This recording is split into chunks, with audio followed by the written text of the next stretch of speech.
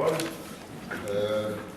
Je retiens en tout cas une phrase importante aussi de ce que tu as dit, c'est que la nature a horreur du vide et que ce n'est pas uniquement l'accord AIEA-OMS qui contraint l'OMS, c'est aussi que une absence d'initiative de sa propre part et qu'il y a des réflexions sûrement à avoir à cet égard.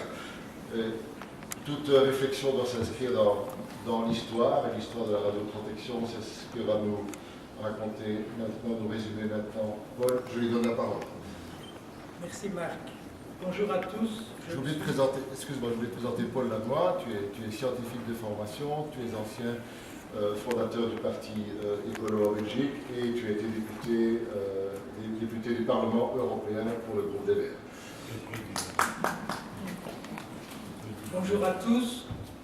C'est vrai, je vais vous parler un peu d'histoire, parce que je crois que si on ne connaît pas l'histoire, on risque de commettre les mêmes erreurs que ceux qui nous précédaient ont commis.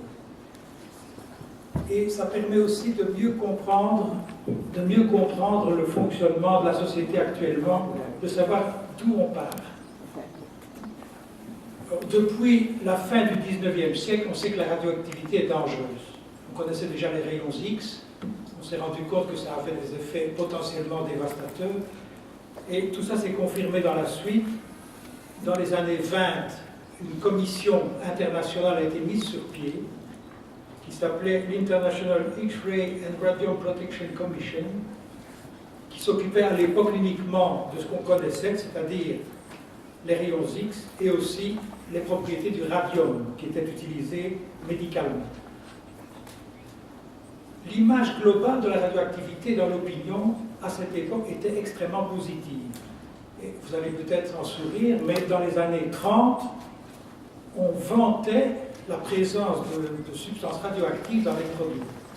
Notamment, vous mettez sur le marché des crèmes pour la peau qui contenaient de la radioactivité. On disait, contient de la radioactivité, c'est positif. Les eaux minérales radioactives étaient promotionnées. Dans ma ville où j'habite en Belgique, il y avait une source d'eau radioactive parce qu'il y avait du radon dans le sous-sol et on trouvait ça très bien. Ceux qui commercialisaient cette eau en faisaient la promotion. Il y a eu ensuite la Deuxième Guerre mondiale qui s'est terminée par le désastre de Hiroshima-Nagasaki et l'image du nucléaire en a un peu pâti quand même.